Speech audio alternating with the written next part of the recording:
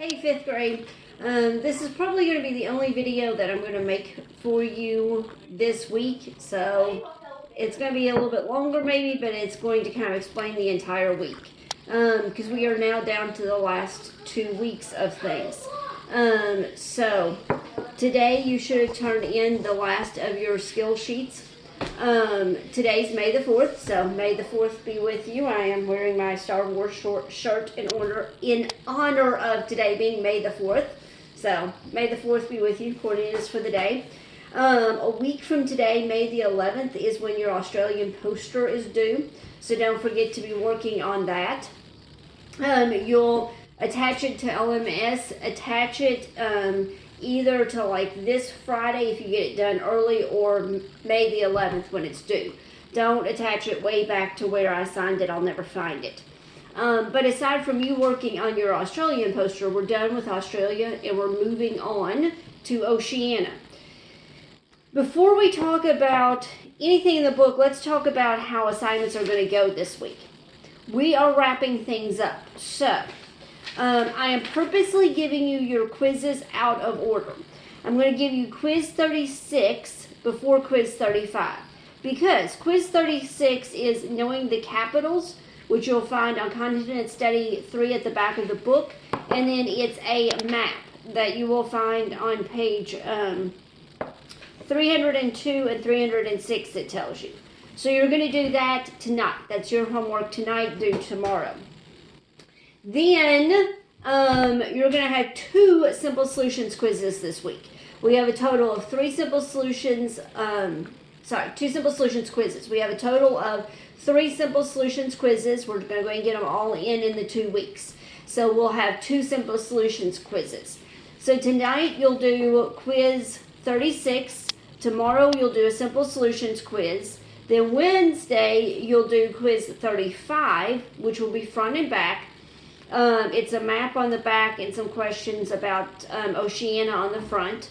Then Thursday you'll do another simple solutions quiz. Then on Friday you will have an open book test. The open book test will be over the entire book. That's why it's open book. I am not making you memorize that massive of a test. On the open book test, I'll give you a week.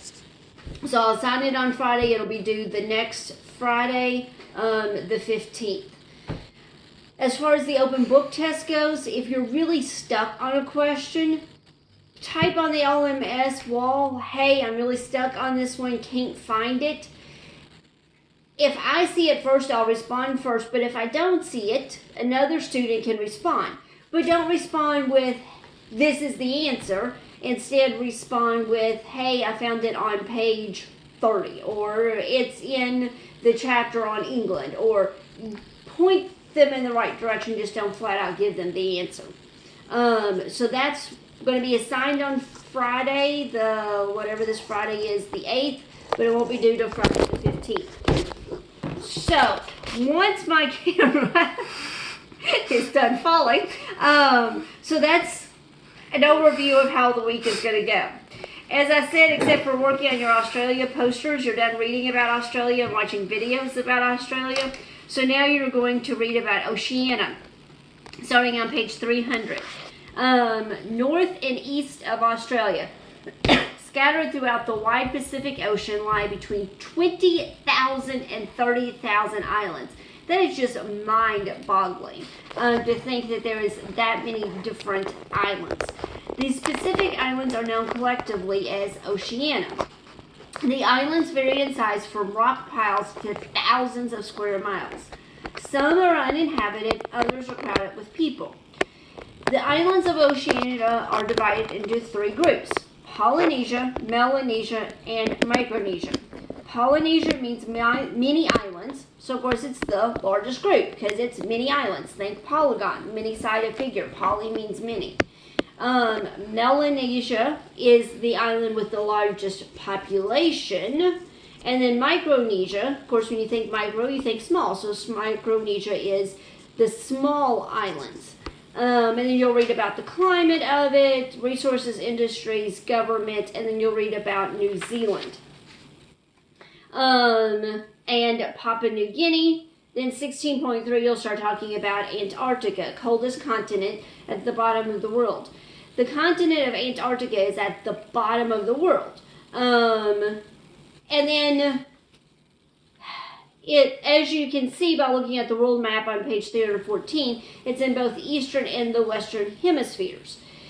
Now think about it. When you take a globe, the earth is a sphere. It's round. It's a globe. When you take that globe and you flatten it out, everything gets all kind of wonky.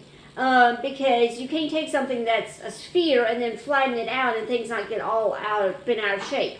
So usually you see Antarctica on your flat maps as this thin little strip at the bottom. But really, if you look at the map on page 306, that shows you if you were looking at taking a camera and looking at the bottom of the globe of what Antarctica would look like. And it's this very weird blobby thing if you're looking at it from that way.